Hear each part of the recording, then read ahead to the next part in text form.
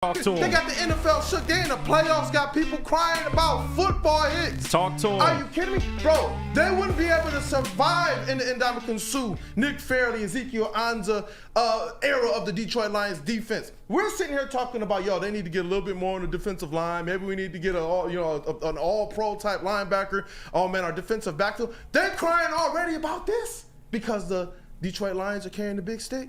Are you kidding me?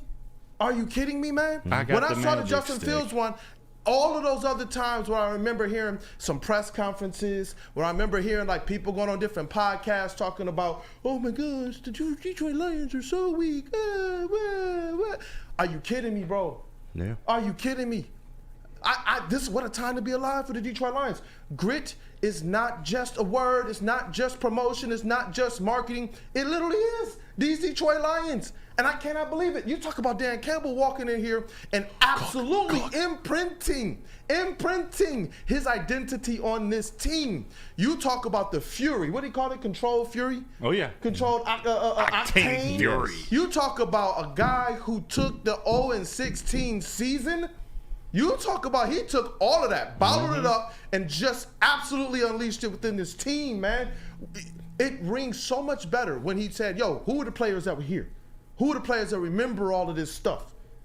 That's no longer a part of this organization's history. We don't talk about it no more. Why? Because the Detroit Lions are going out there, and it's not just, oh, we're going to try and play physical on the field. They're winning at that. And it's because they are dominating teams and beating them into a pulp and into submission. I can't wait for this season, man. And Brad Holmes, the types of players that he continues to identify, I can't wait. I cannot wait. I can't wait. I told you guys, I was trying to control the fury, man. I'm sorry, Dan Campbell, if I didn't control the fury enough, keep that bat over on that you're side. getting us a little nervous, You right? guys understand how difficult it's been to not just be like, ah! Look at that look in his But eyes. then, that'll probably come out the paycheck. So I'm trying to, Keep it close. let's go Lions. Let's go Lions. KG, I've seen that look in your eye, especially while Kool-Aid was talking. Yeah. How does this make you feel? What do you think about not just Justin Fields, but DJ Moore, Matthew Stafford, Vikings fans, Rams fans? Listen, and I echo Kool-Aid's energy, man. Like, I don't appreciate people coming at my city like this, especially when it's not warranted. Just being real for a second, I don't like that dirty label being put upon us, man. Thank you. And it's just wrong, man. Yes, there have been unfortunate situations in between that, like the Hawk hit and, Stafford being concussed mid-game and they didn't pull him. Different things of that nature, but they were all above board hits. This team is not dirty. We come out here, we play hard, and we're physical. For the first time in a long time, when you go against the Lions, know it's going to be a long, hard, painful game. So I don't like that dirty label, man. We haven't done anything to warrant that. This isn't like Bounty Gate. Like, come on now, this is just football, man. Like man up, bro. There are times where you can call a player dirty, a team dirty, and it's warranted. But when you make that step, when you make that call, when you put that label upon somebody, that's career defining. That's reputation's at stake. That's an organizational reputation at stake. You can't just say that if it's not true. Matthew Stafford running up to Kirby, and I know that it's in the middle of a game. I don't think they should have released the audio. The Rams shouldn't have. It was on their sounds of the game, which they don't even usually put out for losses, but they did. And Matthew Stafford runs up to Kirby Jones to say, hey, dude, that wasn't that was a clean hit, but you're a dirty player. Like, You know what caught my ear? what? When he said it's on tape. That means that the NFL, these other players are scouting this type of stuff.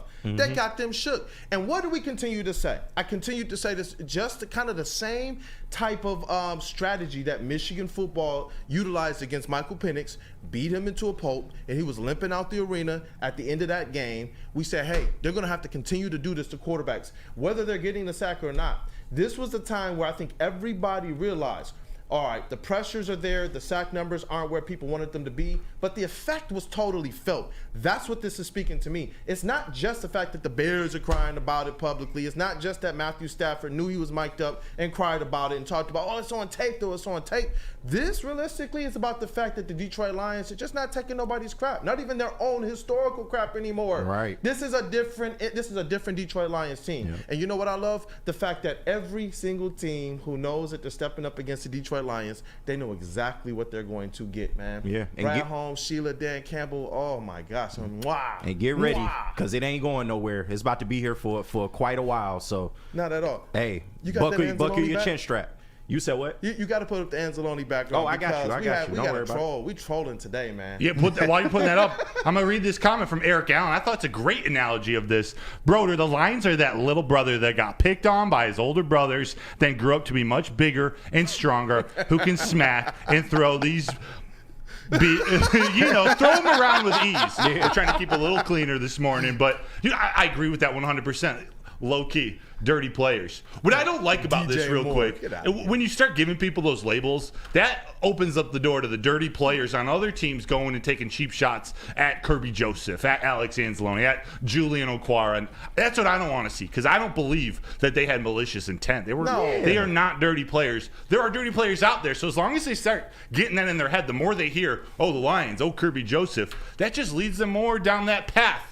And I don't like that. We saw, I forget who the player was, but he put his full weight in his knee right into the chest of Amon-Ra St. Brown. You know what he did? He got up and he absolutely balled out the rest of the game. Did he cry about it? No, he did not. And he continued to play through it, man. We saw our players go through injuries. We saw Sam Laporta. I don't think that was necessarily a clean hit. That took him out. It is what it is. And what did he do? He decided to go into the playoffs and say, hey, I'm balling out still, man. Mm-hmm. That it's not just what other teams are saying, but it's about when these same things happen to the Detroit Lions, which they do, because didn't we see the play where it's been several seasons now where Jared Goff, when he does scramble, he's gotten out of bounds and they still go and light him up. It's been a couple of those. I know we posted one of them from last year to socials, and the whole team was like, all right, this is how it's going to go. This is how it's going to go. That's why, we picked this. We had two options to go with. Do we go with Alex Anzalone going, and that kind of showing the ferocity, or do we just go with, we're laughing at you. We're laughing. Right. Shout out Ron Burgundy. We are laughing. That's what we're doing, man. Burgundy? Low-key dirty players. Scotch, Moore, Justin Fields. You got the leaders of the Bears saying this. You got the leader of the Rams saying this. You got the NFL kind of scouting this. You know what? You step on that field, you better be prepared to fight.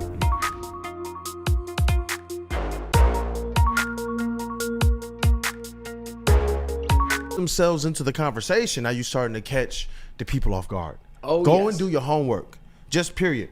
We've been talking about the fact that this was in something, these fourth down calls, which has just kind of ignited so much conversation, that this is stuff with Dan Campbell that goes back to his predecessors. And it's amazing when you see other teams do things, how they're praised. The Chiefs can be praised for whatever their Chiefs magic is. It doesn't matter how they win. It doesn't matter if the team sucks that they beat barely. It doesn't matter if the team is great that they beat barely. There's other narratives out there as well that just kind of, the media finds a way to kind of let those things sail. But with the Lions, it's like, hey, let's make sure that we cut the sails. Make sure we take a little bit out of their sails. And that's why I love Dan Campbell, because he just doesn't care, man. Here, Teddy Bruschi says Dan Campbell needs to start coaching like a top dog. Now, look, man, when you look at who Dan Campbell is, I remember sitting back, and y'all have heard me say this before, when we were playing the Saints in the playoffs, and they didn't punt one time. One time, bro. It was just like touchdown, touchdown, touchdown, touchdown. I was mad. And I wasn't mad just because we were doing it. I was mad, one, because we couldn't stop them, and I was mad because we couldn't do that. Now we got a coach literally from that lineage who's going out there and just bodying teams, and people like Teddy Bruschi are complaining. That's the weird part to me. I would assume that Dan Campbell, I would assume that Teddy Bruschi would be a Dan Campbell type guy. He hasn't. He hasn't been. I'll let you go, Sam. I got my own feelings about this, because I've been watching Teddy Bruschi a while now. Go ahead. No, I just we have the comments from Teddy Bruschi actually. If we want to get the full context of exactly what he said. Give me Dan Campbell on the field with me. I'll take it. Yeah. Don't put Dan Campbell on my sideline. I don't know. I don't know the emotional control of this coach. I mean, every single time. Does it have to be every single time? The 4th and 1, when you're on the 31-yard line going out, that was obvious to me. I mean, this can't happen. I mean, this guy wants to go for it even now, and they get stopped right here and basically give Green Bay a touchdown because all they got to go is like 29 yards, and they score a touchdown here, and it's a different game. So You wouldn't have been in this situation maybe if you punt it and you let your defense play against a quarterback that has the tendency to throw to the other team also. This is every single time? Why does it have to be every single time? No, let me say something here, because Dan Campbell came into this league talking about being kicked down and biting on ankles and chewing on kneecaps. Well, there's no more, and let me tell you, Detroit Lion fans, there's no more ankles and kneecaps to bite. You're on top. Start playing like it and start coaching like it, because sometimes you got to know when to be in a game to where let the other team mess up because I know I'm better, because it's going to give us a better chance to win. There are those situations that I don't think Dan Campbell knows right now that he still has to learn. And I have been watching him this entire season based on the way last season ended. Okay, did he learn in the offseason? Maybe he's a little less emotional. He is not. He's the same player. And this could come back to bite him. And listen, man, like Teddy Bruschi is somebody that I've been a fan of, especially the football player. Like those old Patriots defenses, Rodney Harrison, Willie McGinnis, and Teddy Bruschi was right in the middle of that. I used to absolutely love Teddy Bruschi, the player, which is why I've paid attention to his comments for quite some time in regards to things related Lions. And Teddy Bruschi is somebody who I feel, even when he does agree with some of the things the Lions does, it just always seems like it's in the tone of he doesn't necessarily actually, he doesn't actually believe in what the hell we trying to do here. And I swear I don't mean this in a way to diss him, but I just don't know if his football mind can comprehend what Dan Campbell and what the Lions do as a team. and Rex Ryan even, and it's ironic because I watched this clip this morning, so it's ironic that we had this on the show. Of course. Rex Ryan even tried to break it down for him that, hey, Dan Campbell is one of the most prepared coaches in the NFL. And I think that's a thing that gets lost on the national media, or even, some people that are from here that don't really understand why he keeps doing this. He's not flying on the seat of his pants. He's not getting up here every Sunday and, let's say in the second quarter, I just want to go for it now. Fuck it. Like, there's a level of preparation that goes into all of these fourth down decisions. They coach these. They practice these. Why do you think they so prepared when these moments come around? I think you get that something, though, bro, because I really think he still believes in that early narrative. Exactly. He went back to his early speech. Do you think he's some dumb hobunkin? Like, just speak from your chest. A lot of people do, though, because and it's that's sad. What I'm talking about. And it started to piss me off because we're seeing this guy go out there. Like, listen to his players. His soldiers are like, bro, this is what we want. And we're going out there and we will execute. There were 4 or 5 on fourth downs. And no time did they look scared. Even after the one failed, as Neil was talking about, when you look at the numbers and the flow, it was like, they're straight. We've seen this before. They've been put in every single situation you could think of this year. And Dan Campbell and this coaching staff has continued to do work. And what are you talking about coaching? They got the best coordinators. They got the best positional coaches. Like, what are you talking about? They got the current leading coach of the year. Like, what are you? Is this because we just won't accept Patricia's Patriot way trash? Like, I'm so. I don't think it's that. I just think some people have a hard time realizing that this is who Dan Campbell is, good, bad, or indifferent. Like, the one popular thing is, if it misses, then, we're up here calling him an idiot. But when you look at the fact that, and I said this last Friday, we always talk about the ones Dan Campbell don't get. But we need to start paying attention to the ones he do get, because he get it way more times than not. Like 4 out of 5, like you said, I think he's over 80% for his career on fourth down. This is fucking crazy. Like, Dan Campbell is redefining football in front of our eyes in the way it's coached and the way it's played. He utilizes that down in ways that other coaches just can't. And some people have a hard time comprehending that because that's not classic football. Like, get over yourself. You have to learn there's different ways of coaching, and Dan Campbell is doing it his way, and it's working. And you know what I didn't like? That I get it, Teddy Bruschi. I don't want to disrespect him as a player, as a champion, as a Hall of Famer, the work he's done and all that. But I don't really buy into the notion or the narrative either of trying to take your backhanded shots at the Lions either. They didn't do anything to you. All they've been doing is just winning. You know what they haven't done the last couple of years? They haven't lost back-to-back games. What are you talking about? Crazy. You're trying to tell this man how to coach. You talking to him about preparedness? They clean stuff up, man. Yeah. They told y'all about Jared Goff before y'all wanted to accept about Jared Goff. Like, what are we talking about? Everything. Brewski had some.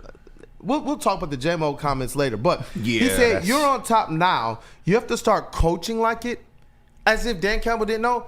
I'm sorry, was I the only one who heard Dan Campbell last year say, "Hey, we're the big dogs, and you don't gotta go far to find us. We're on your freaking porch already. We'll just be nice enough to not kick your door in." But it's like people are really testing them now. Like, do you want them to just kick your door in? Is that what you really want? Because they're already beating everybody to a pulp right now. This reminds me of that scene in Christian Bale with like the little dude who was like, "Oh yeah, I think Batman is what's the name?" Yeah. It's like you think this dude who's beating criminals by night to a bloody pulp. Right. You wanna start this battle with him? I just don't get it. And I get it, Teddy Bruschi, he has no skin in the game right now, which just makes it even more funny about the teams and the players that are doing it. Yeah, and to me, this is a classic case of somebody who's living in the past a bit, because Teddy Bruschi, and as you mentioned, KG, Teddy Bruschi was a great Patriot, was one of the pivotal members of those great Belichick defenses. And Teddy Bruschi, what he also knows is he knows good coaching, or at least a version of good coaching, because Bill Belichick is one of the best to ever do that. And that's one of the reasons why I was happy that it came out of Teddy Bruschi's mouth, because I think it's an interesting look into his brain and how he's kind of stubborn, because I believe that Teddy Bruschi thinks that there's really one way to coach, and it's the Belichick way. And the Belichick way worked amazingly. You could argue Belichick is the best way to do it, the best to ever do it. But what we're seeing right now from Dan Campbell, as KG says, for better or for worse, is somebody who's being more of an innovator, more of a revolutionary. I think innovator is probably a better word for it, with the going for it on fourth downs, with valuing possessions. Because, as we've seen with Dan Campbell, it works more often than it doesn't. Have there been some glaring moments where it hasn't worked?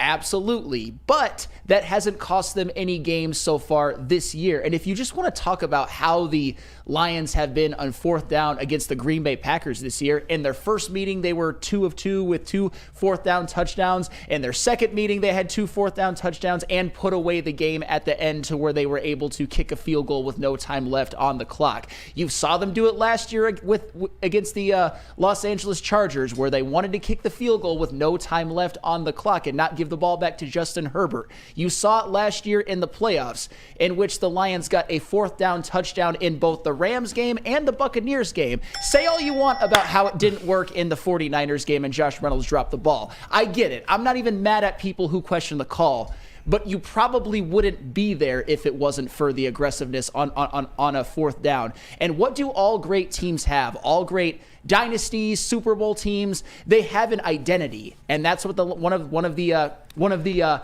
biggest facets of the Lions' identity. A team that's aggressive, they're going to go for it on fourth down, and they're going to value things like possessions as opposed to weighing the potential risks, because they know that they have the personnel to be able to execute it, and it works more often than it doesn't. And that's it right there. You said it right there. Because they know they have the personnel to execute it. Their dogs are just bigger than your dogs. You know how I know? Because Xavier McKinney was barking and barking and barking, and then we felt no bite.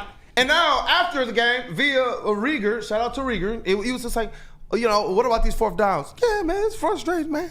It's frustrating, man. We just can't stop them, man. Right. Yeah, that's what I'm talking about. Now you talking about Dan Campbell. Don't do that anymore.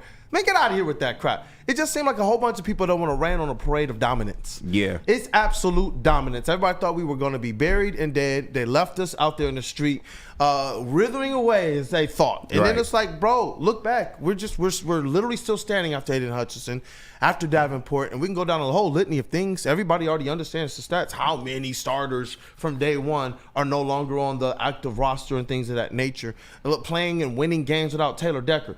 Playing and winning games without Taylor Decker. Say that 5 years ago, 10 years ago. Can't. That's what I'm talking about.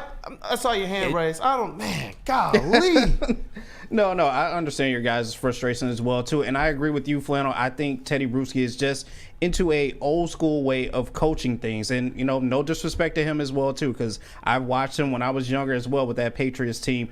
But that's not what the game is right now. Like, all these coaches on the sideline, you're not going to get a Bill Belichick on both sidelines. You're not going to get a Mike Tomlin. You're not going to get an Andy Reid on both sides. Like, every single coach is built different. And having Dan Campbell in this league for this Lions team, it's a breath of fresh air. now that you see him, taking risks, taking gambles, and actually seeing that this team knows what to do to get those first downs, to move the chains, to actually score in those 4th and goal positions that, it kind of puts you at ease a little bit more. You don't have to worry about it. But the game is evolving, and I just think Teddy Bruschi is kind of stuck in his ways of the past now, but you can't have that anymore. Well, yeah, and that's the thing. If you're somebody who is just one of those guys who played on the Patriots, who's not an analyst and just reveres Bill Belichick and thinks that's the way to be a head coach and there's no other way, I don't necessarily blame you. However, if you're going to transition into being an analyst on ESPN, who a lot of people listen to and a lot of people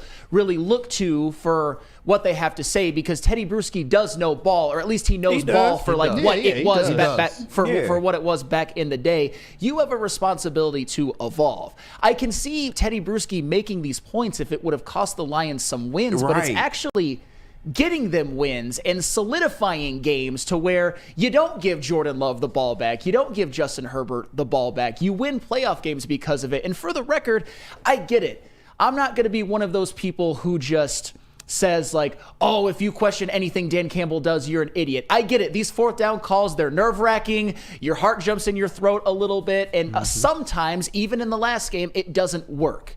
But it's not costing the Lions a damn thing. I would say over the totality, it hasn't cost the Lions a damn thing. If you want to talk about the NFC Championship game, fine. They wouldn't have gotten there without them. They wouldn't have gotten there without the 4th downs. If anything, it's made us better, Sam. Yes. And it's no excuse, because Rex Ryan is of that old school mentality. Yes, Rex Ryan was coaching back then where, that was looked down upon, and he even understands. So I'm just define what coaching like a top dog means. Does coaching like a top dog not mean 9-8, then 12-5, then 12-1 this year? Does that mean not empowering your players? Like, I don't understand. Define coaching like a top dog. And when you have the personnel, that's what I loved about what Flannel stated as well. There's been a lot of great conversation and even comments in the chat, things I've agreed with, things I haven't. But when you have the personnel, what are we talking about? Hey, I'm lining up David Montgomery and probably one of the best offensive lines in all of the NFL versus your defensive line. We do this. I got Jared Goff, one of the smartest QBs in the league, probably has a good opportunity to win MVP, if not finish top 3 or top 4, due to IQ. Yeah. We do this. We've been doing this. We've proven it. Like, when there's a track record, that's when I'm just like, what do you want? What more do you want? This isn't year 1. This isn't day 1 of them doing this. This has been, like Flannel said, part of their identity. This is a squad that knows exactly what they're doing. They wouldn't call it if they weren't built for it. That's what I love about their statements about Jared Goff. They said, we know that Jared Goff can make any throw that we'd ask him to. Yep. And then all of a sudden people say, oh, man, why would you go get J-Mo? Oh, 60-yard dot, that's why. And go back and look. Some people say, oh, it's just all yak. No, we've seen Jared Goff push the ball down the field, period. And that, to me, is what it's about. They're able to call their shots. They build appropriately. I can't believe that we're seeing such a marriage of everything going so beautifully right now. A GM who says what they want and then they go out there and do it. A coach who says what he wants and then he goes out there and does it and doesn't care about what anybody else is saying, bro. On one week, he's out here bludgeoning a football team. The next week, he's out to dinner with his wife with his hair swooped back, having some wine. And it says, and I will not talk about it. Like, I'm just like, yo, that's my coach. That's my guy. And it seems to be ruffling people's feathers, and I don't know what he did to anybody. Well, it's the same thing as we had talked about before with the Packers fans. The Lions are the team that's not supposed to be doing this. People had narratives about Dan Campbell from the first press conference, and I'll even raise my hand and say that all of that stuff at the beginning I didn't necessarily like. I had some questions about him, certainly after the first season, and they started 1-6 in year 2. Yeah.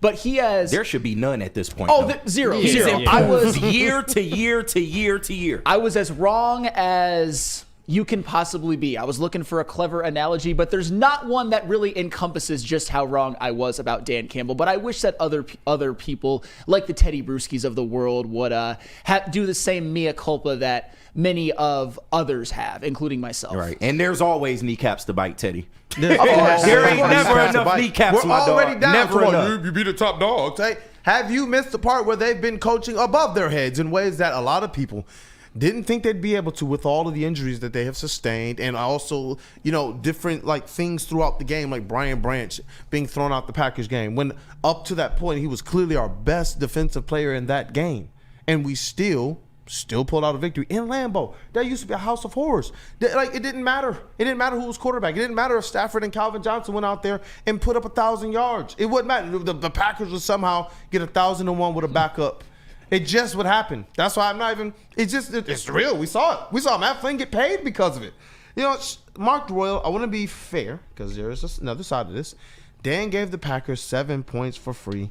No need to go for it on our 31. Well, dumb. Let me just say that, but they're also, and that's what I was talking about earlier, because it hasn't worked every single time, but you have to balance the good with the bad, because they also scored 2 touchdowns on 4th down. They also ensured that they could kick the field goal with no time left on the clock instead of give the ball back to Jordan Love with 40 seconds down 3 because of the 4th down. So it works more often than it doesn't. Are they going to go 100%? No. Are there going to be some cases like the fake punt in Minnesota where you're sort of like, that probably wasn't the smartest? Sure, but they won that game. They won the Packers game. They won the Packers game in Lambeau this year, partially because of 4th downs. They won playoff games by converting 4th down touchdowns. It's just, it works more often than it doesn't. And I get it. Sometimes it's uncomfortable because of the ramifications if you don't get it. Yeah. But it's won you games, man. But won you big games. It's our uncomfortability. For them, the players are like, they're jacked up. For me, the other team is the one that I'm seeing scrambling around, and now they have to play a certain tense aspect of football because the Detroit Lions, literally, just to borrow even more Batman stuff, their success has been born in this type of pressure, of playing pressure-filled football. Exactly. They are born in this. The other teams now, each and every time, they're like, oh my goodness, like what are we gonna do? The Detroit Lions already have the offense good enough to wear out a defense. Yeah. Already. And now you're talking about extending drives, and that's what Xavier McKinney was talking about. They're not able to get off the field at all. How is the quarterback going to be able to get any type of rhythm? When we talk about a guy like a Jordan Love putting up those pedestrian numbers, and I was told how talented he is and all of this other stuff, but for some reason, there is another thing here. It's not just how little time the quarterbacks have to throw the ball, our opponent quarterbacks, but it seems to be something with this Lions offense and going for it for 4th down, which keeps them on the sideline, and they're not able to really get the rhythm that they want to get. I think that Dan Campbell is playing a level of football that, like you said, it's something that a lot of people might have been uncomfortable about before, but with all the advancements, with numbers and the metrics and such, now you're able to say, wait, if we go for it here, and if we get it, we have the opportunity to keep Jordan Love on the bench for another how long while our defense is a little banged up. I think that is a good strategy, in my opinion. Well, that's the thing, especially now, because you've seen it work with a certain other team. Ball control, controlling the clock, keeping other offenses off of the field is a big, I would say, thing that the Lions have done in order to get wins. It's their greatest strength. Time of possession absolutely. football. And that's where Dan Campbell has really grown as a clock manager. And I think like imitation is the sincerest form of flattery. And I'm not saying that the Lions imitated this team, but the team that you see do it the best or has done it the best in previous years and continues to do it well, including last night, is the Kansas City Chiefs. Say what you want about them. Say what you want about how this year they've escaped and probably got some wins that they shouldn't have, but they know how to run that 4-minute offense. They know how to kick field goals with no time left on the clock. They know how to run clock and just end games when you get the ball with like 6 minutes left. And that's what the Lions have been doing as well. And part of it is getting those key 4th downs when you can't get it on 3rd. Yeah. Hey, Freddie fell through and through. I see you. Does anyone else notice we're slowly drifting away from this lovable underdog team?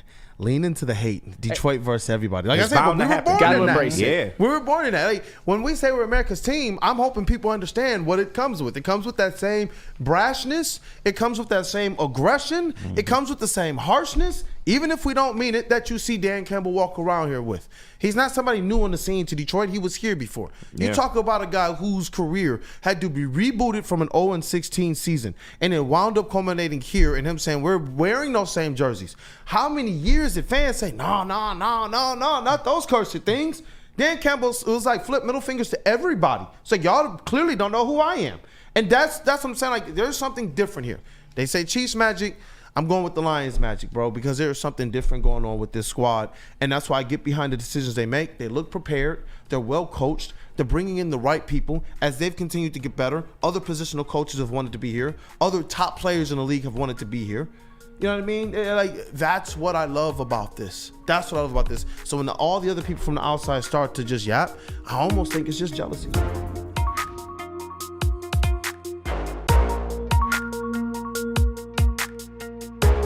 Nick Wright and his comments about this citizen, Jared Goff. Civilian. That's right. Civilian Jared Goff. Put that up there, man. We got to make sure that we pay him his right. It was like Lalonde yesterday, where they chose the least flattering picture on purpose. I love it. I think Easy might have made this graphic in did, particular. yeah. Shout out to Easy. Nick Wright had this to say: "I don't think you can be the best team in the league when you have a civilian at quarterback." You know what, Chase? Spicy Chase. I kind of want to hear from you first, man. You were so fired up yesterday. I was too fired up yesterday. I apologize. Don't apologize. You were good. I was a little too vulgar. They loved it, man. They loved it. That's fine. I can watch my language a little bit more.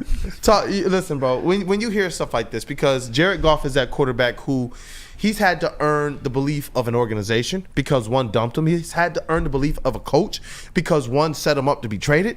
He's had to earn the belief of a city, man, who at one point in time, he was walking around Birmingham with security guards. And then one of the kind of coolest things that I saw last year was him and his pops driving out of Ford Field, just amongst the freaking people, dog, with everybody chanting Jared Goff and people saying King of Detroit and him slapping hands with people. It's like just to kind of see how quickly he went from that person that we were even wondering, what? Jared Goff from Matthew Stafford to the guy that we now believe is going to win us a Super Bowl and got us just so close last year, really blowing past a lot of people's expectations. But he's still, amongst all the national pundits, whether it's for clickbait or not, can't seem to earn people's respect, man. And that, to me, it just, and I get it, it's not everybody. But for this to still be something on a major platform, to me, it's just trash, for lack of a better word, man.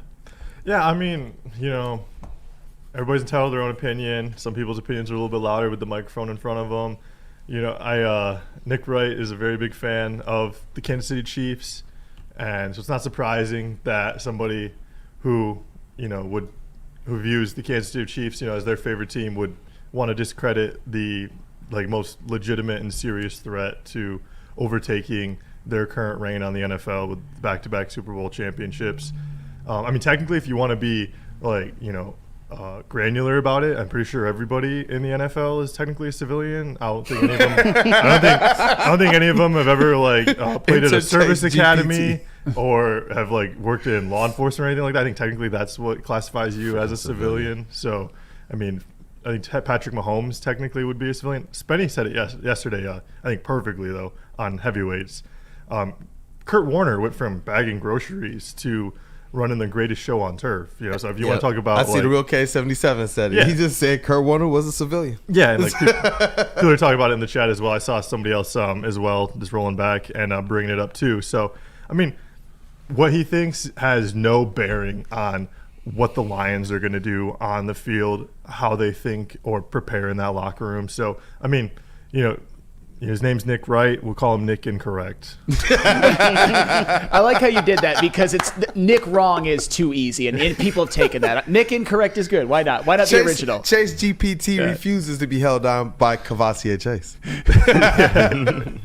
KG, man, this stuff, it gets on my freaking nerves, bro, because I'm just like, at what point in time is our guy just a guy that can get the type of respect? And I guess you got to put up Super Bowl rings, but there are other quarterbacks that can even come in as a rookie and get instant glaze, because there was also another quarterback by the name of Caleb Williams, who this guy said was ready to knock off the Lions in the NFC division. And I'm just like, in the NFC North division. And now all of a sudden you're doubling it up with this type of stuff. And for me, I'm glad that we have the platform that we do. Who knows what types of mountains we move, what types of waves we make, but we get the opportunity to talk this stuff, because if not, I remember the days where all of the other type of narratives were avalanches against our players, against our city. And now we get an opportunity to sit here and talk. Like the comments about J-Mo. Mm-hmm. That stuff is just like, wow, where is this coming from? We got a team that is humming right now. We got a team that's playing like one of the best teams, the best Lions team I've ever seen, period. Breaking records. You got a quarterback who's putting up perfect halves, perfect ratings, perfect games, found a way to sneak into the Hall of Fame. They'll put his jersey there. And this is still the narrative. It's just like, what are we doing? This guy also said that the Bears will represent the NFC. So just cite your source before you really read into what the fuck he talking about. But to be honest, I'm sick of talking about this, because this response was kind of created in a boardroom, like the one next to the studio right here. Yeah. Like, if you don't like Jared Goff, that's fine.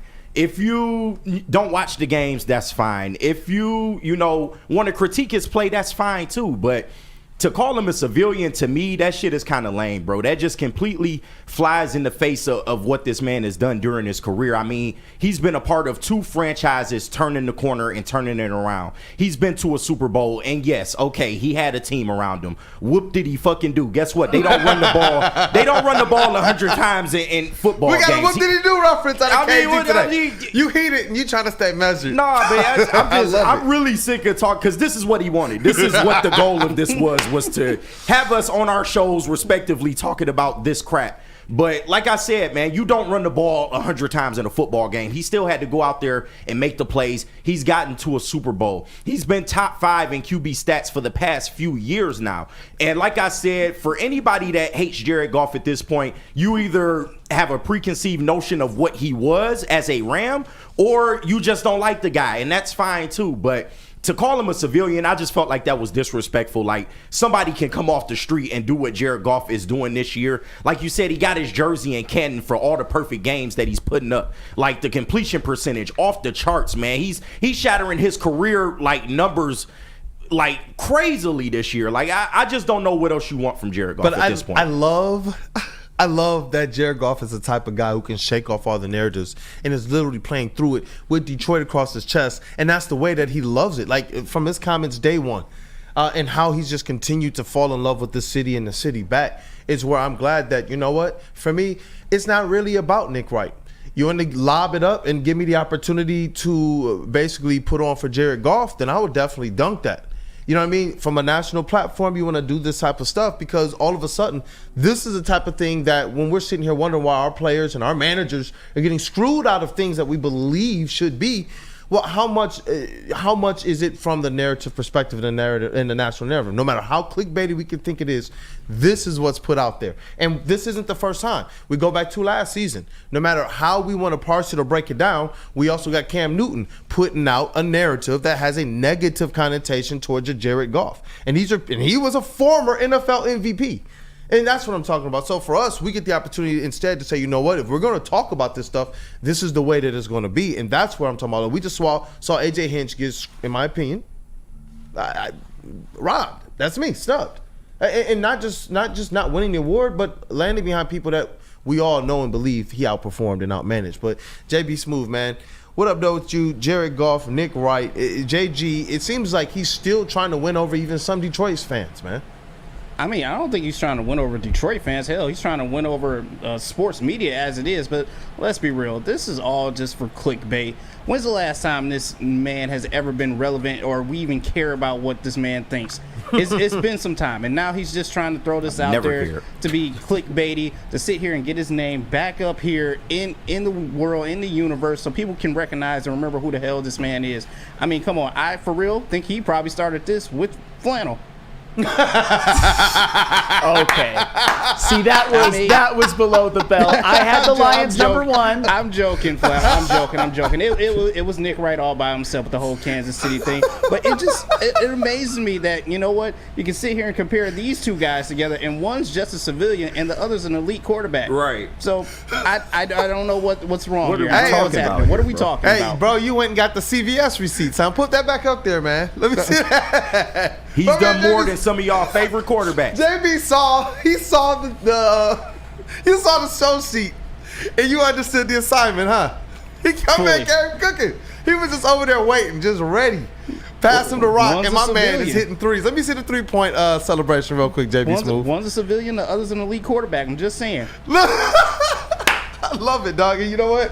Terrell from FL, he says, because earlier in the conversation, I said, you know what, Jared Goff, I get it, he's going to have to get those rings, be viewed as a Mahomes, but there are other quarterbacks who seem to get this type of rarefied air, and they don't have rings, and to me, they haven't met the expectation. Terrell from FL says, Allen has no rings, and Lamar is one of the biggest chokers in the league, Flannel. I agree with the Lamar thing, and I have to fight the Lamar defenders on the daily, trust me. With the Josh Allen thing, the one thing I'll say about Josh Allen is he's one of 7 quarterbacks in NFL history with a playoff quarterback rating over 100. I think he's been more of a hard luck playoff quarterback than a bad playoff quarterback. But still, the reality is there's a big group of quarterbacks in the NFL right now. The only one who really isn't is Mahomes when it comes to the young quarterbacks that are starving for a Super Bowl ring, that it would do wonders to their legacy. And Jared Goff is one of them. And Jared Goff, to me, is the one who is most likely to cash in this year because I think the Lions are the Super Bowl favorites. So I think we all believe that Jared Goff will lead this team to a Super Bowl. I mean, I think I'm speaking for everybody here, right? Yeah, you're doing a good job with that today. Clearly. Do it. That's exactly it. I've seen him do it. I can believe it because it's tangible. I've seen it. There's evidence of him getting to a Super Bowl. Yep. Say what you want about the guy. Like I said, the plays still had to be made. And he's got all the playoff wins, more than a lot of your favorite quarterbacks on this list. He's got more postseason accomplishments than a lot of your favorite quarterbacks on this list. That's all I'm saying. Yep. Yeah, and that's why with the platform that we have, we get the opportunity to respond to these types of things, as well as we don't just talk about Jared Goff in response to these things. After the games, we go and we break down how good he is. After the games, we go down and we break down just how magnificent this, like a run he's on right now. After the games, we go and we're breaking down 5 interceptions, but it doesn't matter. Look how much he can come back and clean up. Why? Because how important is that in the playoffs? We saw us beat teams because if the other quarterbacks couldn't play clean, it was dead in the water for them. We've seen our quarterback, what used to be, if he doesn't play clean, you don't win. But we've seen him over the last couple of years now, if we've needed him to just pull it together for just that one drive, he's been able to do it after a half or maybe 3/4 of a game where he's putting up some interceptions like the Chicago game last year. And then came right back down the field and was just like, this is still our game. That was the one game I went to last year. Hey! The game where they beat the Bears at home, where I was very nervous. I will just say that, but they did come through in the end. My take on this Nick Wright thing is slightly different, but more the same. We're going to agree more than we disagree on this. I think what Nick Wright said was stupid, but I think Nick Wright's biggest, I would say, crime in this was his choice of words when he said civilian. That's the thing. Because I don't think he meant. Be heated though. I don't think he meant that Flannel Sam could just come off of the streets and play quarterback for the Lions. What did he mean? And That's what he said. Hold on. That's a clear distinction that he is not like the other guys. That is a clear distinction of that. But you said that it's like he's saying that somebody can come off the street. I don't think that's what he meant, because when he listed his Mahomes mountain, I think either later that day or the next day, he had Jared Goff at 7th, which this year I don't think he's 7th. I think in the MVP race he's top 2. But in terms of if you're ranking quarterbacks all encompassing, I don't think 7 is that egregious of a spot, just when it comes to everything all in totality. So to me, it's more about the terminology, and I also think this is the wrong year and the wrong time. I think what Nick Wright meant, and I disagree, by the way, is that Jared Goff is somebody who's more successful because of his situation than because he's a great quarterback. But this year's the wrong year to say that, because he's at worst 2nd in MVP ranking. You can't have that. You can't say that this year. Isn't that a really dumb argument to make, though? Because take away Andy Reid and take from the Kansas City Chiefs and put Patrick Mahomes on the Bears, and what happens there with all that dysfunction? But the problem though is that with Andy Reid and with a lot of the advantages, he does have 3 Super Bowl MVPs and 2 regular season MVPs. Right. All the the situation around him, all the he has a lot of all pros, Pro Bowlers, Hall of Fame level talent who's played alongside him as well. Situationally, that doesn't yield for Patrick Mahomes to benefit from those around him as well. But along with the referees? Well, can we agree though that there's a lot of quarterbacks with good situations, and nobody's accomplished now with what Mahomes anybody who wins and succeeds in this league is in a good situation. Sure, you have to be 100%. you have to have a good team around you to win. A competent organization. I understand that, but why? I just don't understand the need to tear down Patrick Mahomes. If you want to tear down, honestly, let me just get this off. If you want to tear down Josh Allen, I disagree, but I can see it. That's my point. If you want to tear down Joe Burrow, I firmly disagree. You saw me bang my fucking head against the desk because of it. I disagree, but I can at least see your point. Same with Lamar Jackson. Same with a Justin Herbert. But right now, if we're talking, and I don't want to make this about Mahomes, What Mahomes has accomplished in his first 5 seasons is basically Jordan after his first retirement, and everybody else is the Clyde Drexlers and the Hakeem Olajuwons, the Charles Barkleys, and the Dominique Wilkinses of the world. What was Jordan without Scottie Pippen and Phil Jackson? Sure, but he accomplished all of that. Okay, though. but with all, that's the thing though, with all those other things around him, and that's what we're trying to take away from Jared Goff, but not also acknowledge when it comes to all these other greats that we're comparing him to. No, I'm not taking it away from Jared Goff. My point when it comes to Goff is that, and this is where a lot of people are going to get mad at me, but I have to just be honest. We are letting, and I get it because he's our quarterback. I love him as well. He's putting up an MVP season. We're letting him skip steps. We're acting like he's already Jesus Christ as a quarterback right now. He needs to actually, and I'm not saying he hasn't accomplished enough yet. He has done great for the Lions. We tear down Josh Allen. We tear down Joe Burrow. Jared Goff doesn't have a ring either. I think he'll get one this year. I do. Yeah. I think he'll get one this year, but we're letting him skip steps. Is it more or less skipping steps and tearing down those other quarterbacks, or is it us holding those who let Joe Burrow and Josh Allen skip steps? Or is it just us holding them accountable? Because we let them skip steps because of how pretty they can throw the ball, or how far they can do it, or he looks cool running the ball. But these guys, to me right now, I'm sorry, they're sucking the teeth of Jared Goff. See, I disagree with sucking the teeth. They just are, I can't say that. I'm sorry, bro. This is the Detroit Lions organization. This is the Detroit Lions. They're a good organization now. You take Jared Goff off of it, okay. Bro, we saw Matthew Stafford here, and there were times where that defense. Is he a civilian? You can say Stafford skipped steps. He never won a playoff game, never won a division here. And we made him the highest paid player in the league at one point. But he's not. He was never talked about as one of the best quarterbacks in the league. We hate him now. We paid him like that, though. We cheer that Kirby Joseph is booing a jersey of him. As soon as he got to the Rams, just like they all of a sudden were talking about Stafford as one of the best quarterbacks. The stupid narratives of how the Lions held him back. They did hold him back. How did they not? They held him back.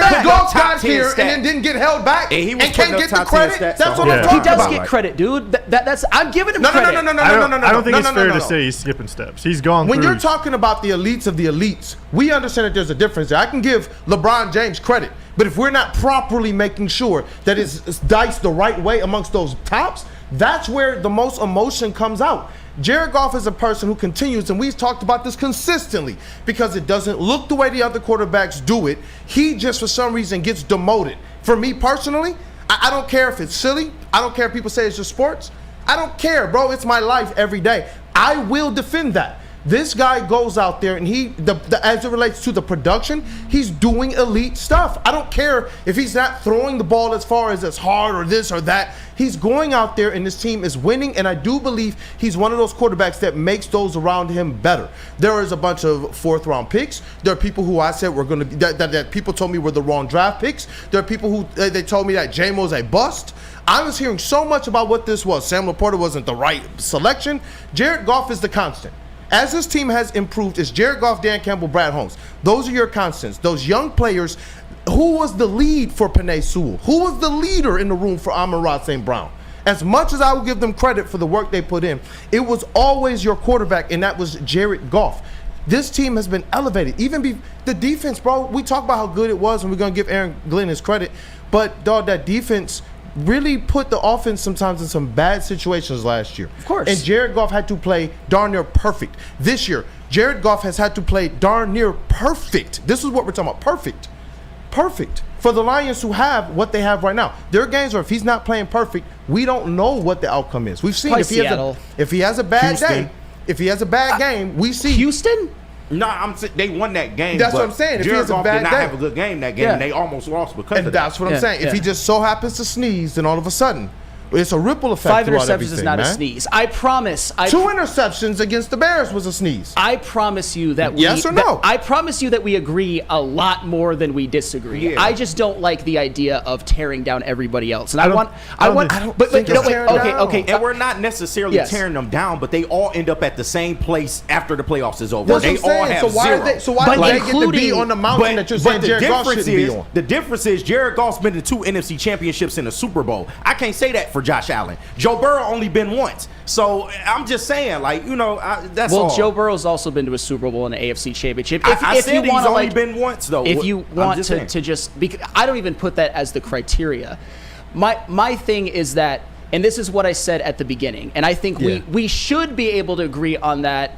I don't know if we will, is that there is a large group of quarterbacks. Whoever ends up, unless it's Mahomes, of course, because he's obviously accomplished more than everybody else, whether it's Josh Allen, whether it's Jared Goff, it's not going to be Joe Burrow because they have a losing record, whether it's Lamar Jackson, somebody is about to have their legacy elevated to a point where you can instantly put him into the Hall of Fame. And Jared Goff, to me, is the most likely person to do that because I think the Lions will win the Super Bowl. It's just, when I talk about skipping steps, I don't mean...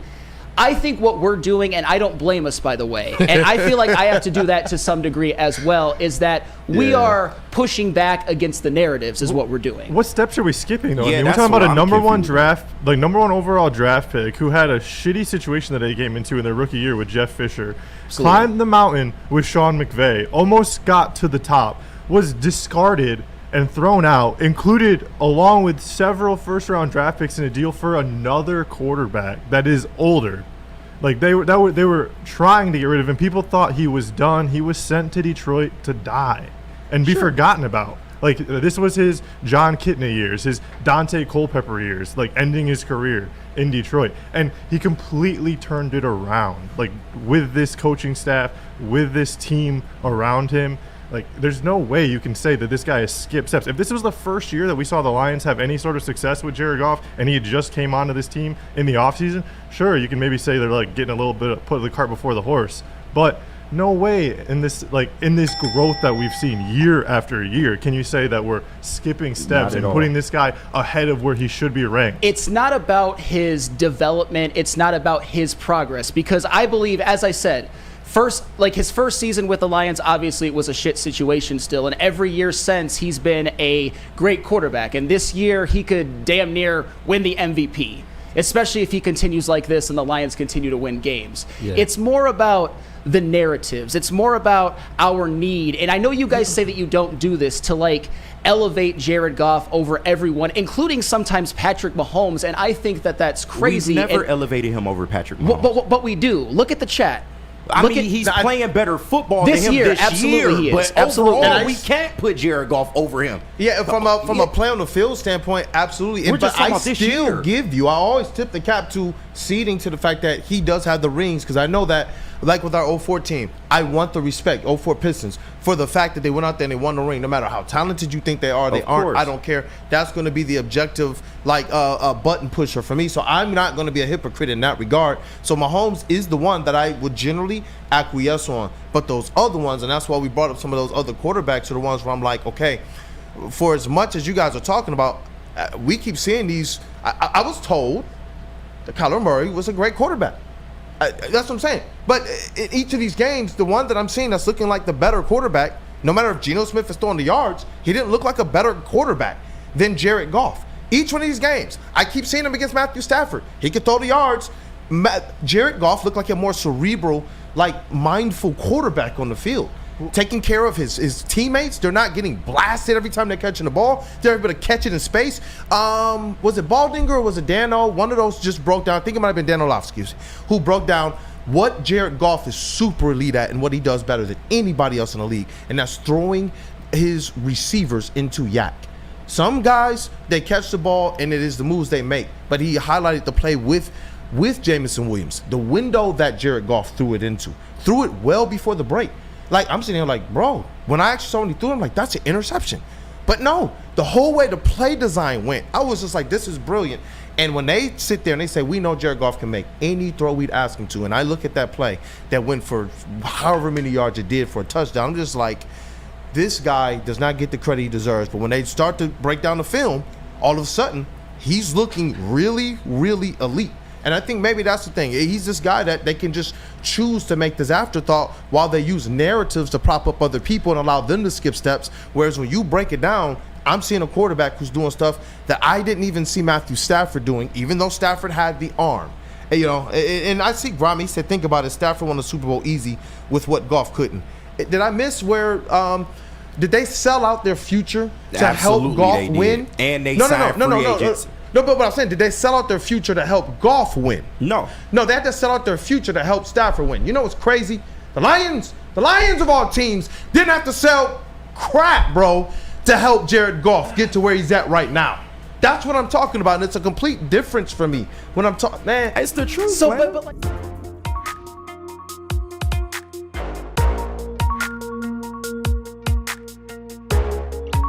Aaron Glenn, this Detroit Lions defense, the level of physicality, the level of next man up. Like, I've never seen it like this. Yeah, it's crazy. Ever. This is crazy. When they birthed the term, this is literally what they meant. Like, it doesn't matter who the hell they got in the game. They gonna get it done, man. And for this defense to look like they've looked like, to Flandel's point, without Hutch, I can't speak on it enough. Like, I can't believe, like, the way this defense has played so far. Yesterday, they literally won you the game. Make no mistake. I know the offense went out there and had a decent outing, but the defense is the reason you won this game. And we're finding ourselves more so in a pattern where your defense can win a game for you, so your offense doesn't necessarily have to go out there and be the best show on turf. We've seen the Lions win these type of games, man. So for the defense to be doing this, you got to give a lot of credit to Aaron Glenn, don't get me wrong, but you got to give credit to the players as well. A lot of them are stepping up, man. I mean, Rodrigo at linebacker stepping up. Jack Campbell at linebacker stepping up in that game, man. Zadarius Smith, he's providing so much pressure, man. And I know he hasn't really gotten home yet, but the fact that he is putting these quarterbacks under duress, Aleem McNeil, he wreaked havoc on Quentin Nelson yesterday. Like, he literally made Quentin Nelson his bitch yesterday. It was crazy. Like, the way this defense is played, I can't speak to it enough, man. It's been great. Do you know who led the team in QB hits?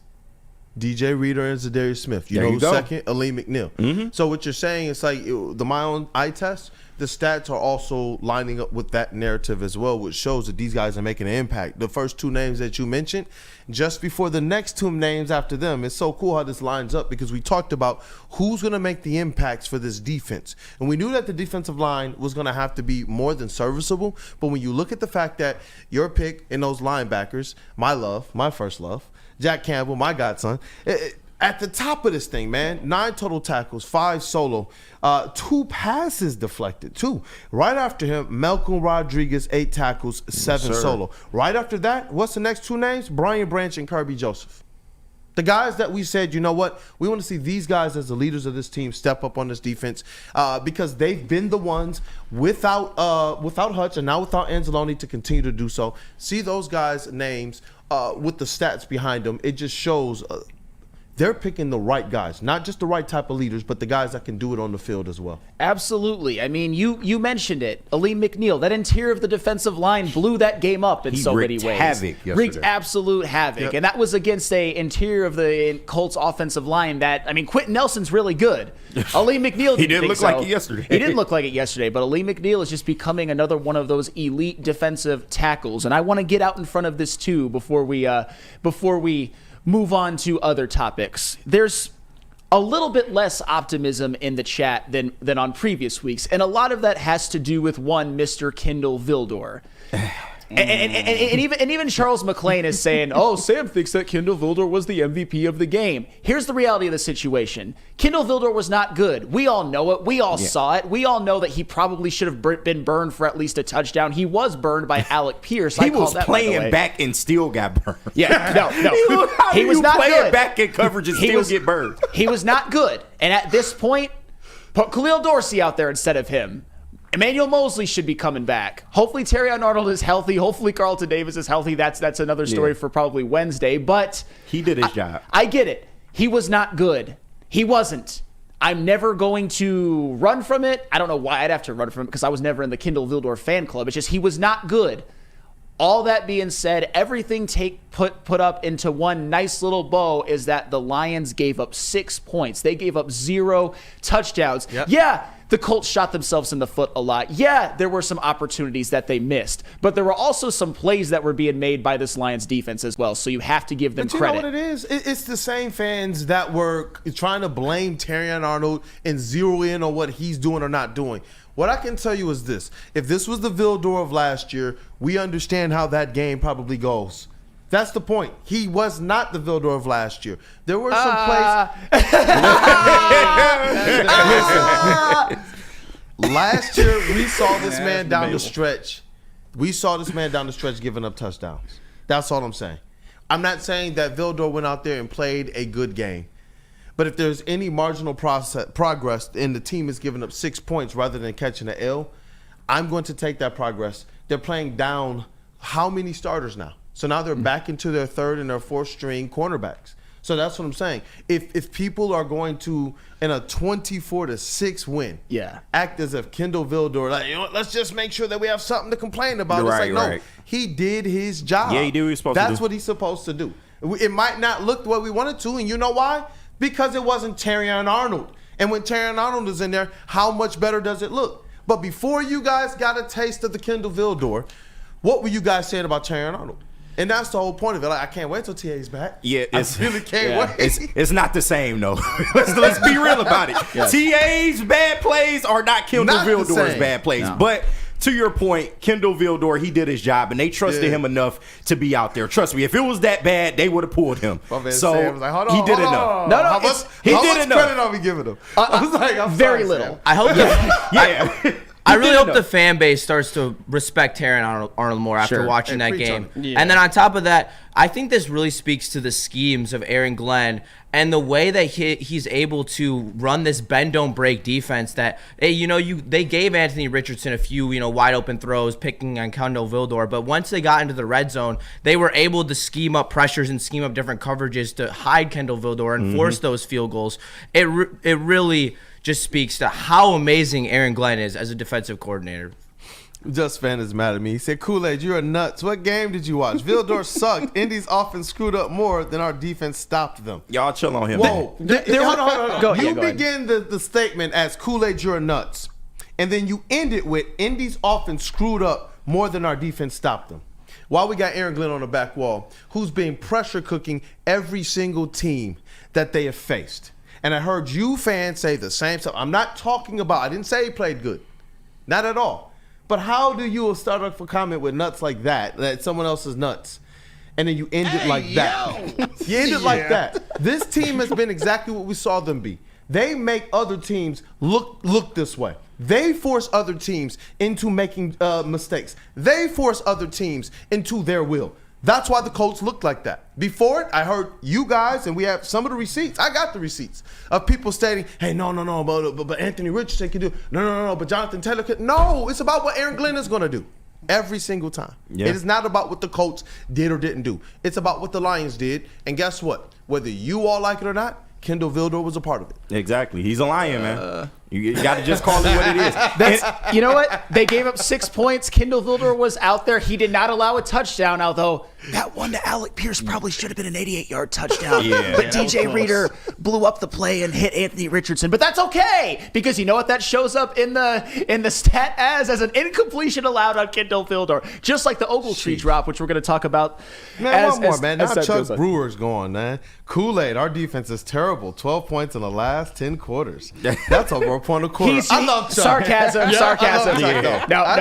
No. Chuck Brewer, I think, has had probably the most levity on all of this. And trust me, I'm not one to just blow the Lions no matter what they do. But 6 points, you don't do that to an NFL team just because the other team screws up all the time. Did the Colts screw up a lot? Yes. But what happens when teams screw up against the Lions? The Lions take advantage. Teams pucker when they play the Lions at this point, just like they did when they played the Patriots, just like they do when they play the Kansas City Chiefs. Teams pucker, and that has something to do with that as well. Pucker. This team does to just discombobulate squads from what their norm is. It's like they're the kryptonite to every single team. So any narrative before, any narrative after, it does not apply to the Detroit Lions. When you're looking at Anthony Richardson, I know that shout out Terry Foster on the Woodward and Main show before the game, the first show that kicked off our Lions coverage on Sunday, stated he believed that Anthony Richardson would get 60 yards, but that it really wouldn't amount to anything. It would just be their designed, schemed stuff. And that's it. And he got, wouldn't you know it, 10 carries,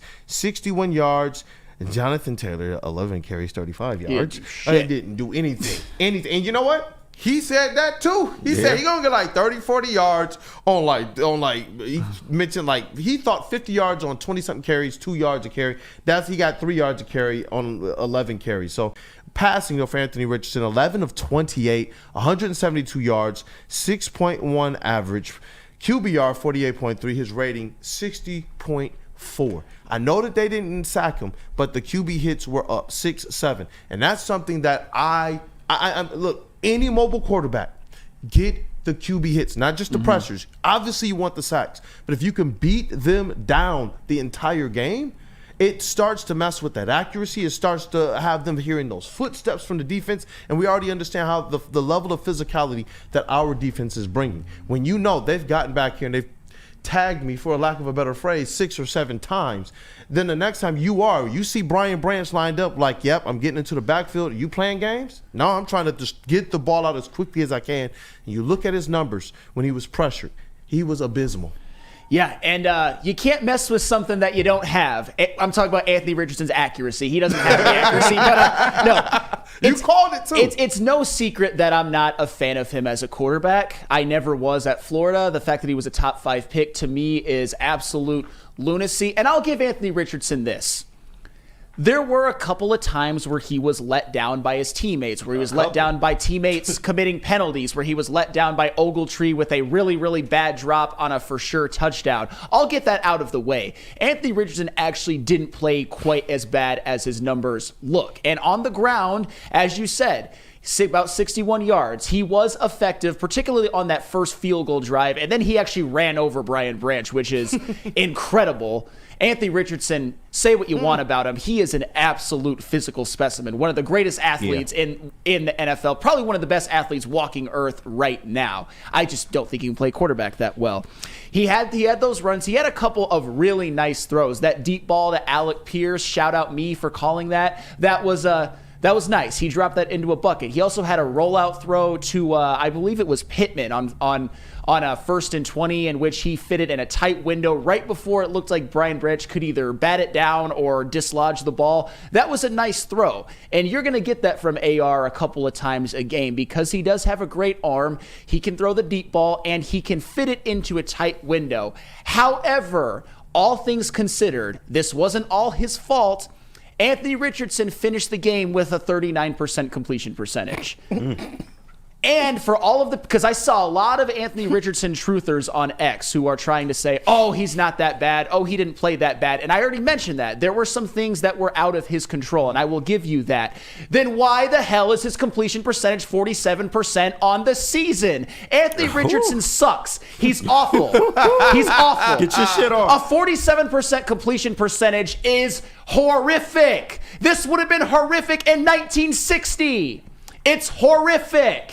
He's unplayable. And I get it. When you watch him, he does some spectacular things. A 47% completion percentage is horrific. He deserved to be benched for Joe Flacco. They need to give him a chance to see what they have. But you know what they have? Nothing. There's something about Joe Flacco that I just love, man. There's something about Joe Flacco. I just can't put a finger on it. There's something about Flacco, man. You know something what it is? Flacco. Watching your young quarterback not even have a 50% completion percentage. Yeah, it's tough. He sucks. He sucks. He can't play. I just let you cook, man, because you are cooking. It's like, okay. Look, sometimes on the grill, you just sitting there like, you know what? Nope, you're not done enough. Go right back on there. But it's already crispy. It's not crisp enough yet. Just making sure that you roasted it, because I saw some of those receipts too. I saw the people talking about, oh, Flannel, I can't wait till Monday and I get to come on your show and tell you this or that. I bet you they're not here right now. Yeah. All these people who talked about, oh, you're just going to dismiss them. We already know how the Lions do it with mobile quarterbacks. Right. Y'all said this before Kyler Murray, too. That's what people told me. People told me Geno Smith can get loose a little bit. That's what I was told. The Detroit Lions continue to take narrative after narrative after narrative and bust it. That's what makes this so impressive, is that they are now impressing even the most ardent of Detroit Lions Kool-Aid drinkers out there. Like, even them are saying, whoa, slow down. I didn't even drink that much Kool-Aid yet. Y'all are doing what now? Mm-hmm. Like, wait. Kirby Joseph is doing what now? You held another team under 10? Yes. Yeah. And if I want to give Anthony Richardson a slight little compliment after tearing him down pretty hard, he didn't throw a pick. That one to Carlton Davis probably should have been, but you know what? It doesn't count in the stat sheet, so I'm not going to say that. I'm not going to say that Anthony Richardson basically threw an interception that didn't. He didn't throw a pick. I expected him to maybe get 2. He didn't. That's all well and good. And like I said, my point is that Anthony Richardson yesterday was not as bad as the numbers indicate. But there were also some throws that he made that were not good, and his 39% completion percentage on the game lowered his season completion percentage to 47%. You can't have that. It's so how bad you think that is, it's worse. If you can't complete 60% in the NFL, you should be on the bench. However bad you think it is worse. That's hilarious. The way that he plays, though, if you complete 55% of your passes, even 50% of your passes, I mean, that's good enough to honestly keep him in the NFL. How athletically gifted he is, how the way that he can be a scheme threat, the way that he can run the ball. I mean, also a lot of those throws, he had pressure in his face. Zadarius Smith caused a bad throw. Aleem McNeil caused a couple bad throws. I mean, if he had clean pockets, he probably completes that downfield ball to Alec Pierce and the one to Josh Downs. Like the Lions had 15 pressures, and Anthony Richardson was 1 for 9 when he was pressured. He can't throw under pressure, and the Lions consistently had pressure on him all game, which caused him to have a bad game. Against a lesser opponent that's not a top 5 defense like the Lions, I could 100% see Anthony Richardson being an effective NFL quarterback. I mean, he had a good game the week before against the Jets. Another thing, which is where KG can take his 80th victory lap and where I have to say why the Lions are awesome. If you told me before the season that the Lions would have a much better defense than the Jets, I would have said you're smoking crack. Mm-hmm. But it's true, and we're all better for it. That Jets defense is also designed to stop someone like Anthony Richardson because they're built to beating Josh Allen. What does anyone have his stats from last week's game? Does anyone know? He was good. I'll just say 3 touchdowns, 1 pick. Oh man, 250 yards, I believe, passing. Amazing against a pretty good defense, huh? Okay. But I was told the Lions' defense isn't that good. Well, and Aaron Glenn should be fired. That they can't. Okay, that was a while ago. I mean, I was still told. That's fair. Yeah, we were all. My man Justin making up for lost time. He's like, look, bro, I've been in Western Michigan, all right? I'm on the show today. I got receipts. And this is a day of receipts because it is Victory Monday. That's exactly what it is, man. When I look at this back wall, it was multiple times where this was what he was dealing with, man.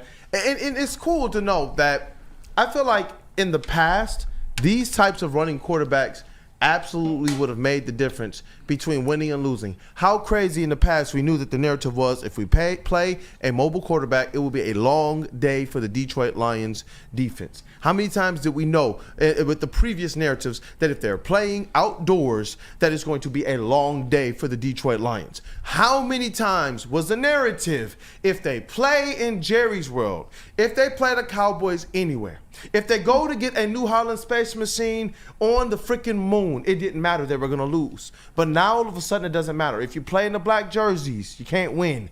It doesn't matter. It's almost as if Dan Campbell's his journey is to just almost just blow a kiss in the face of everything that people said can't happen. And he's going out there and he's doing it with some coordinators, in my opinion, who are absolutely the best in the NFL. But they got some flaws, and the other teams, you don't want to hire these guys. I'm telling you. Absolutely. They're just normal old Detroiters now. There's normal old Detroiters.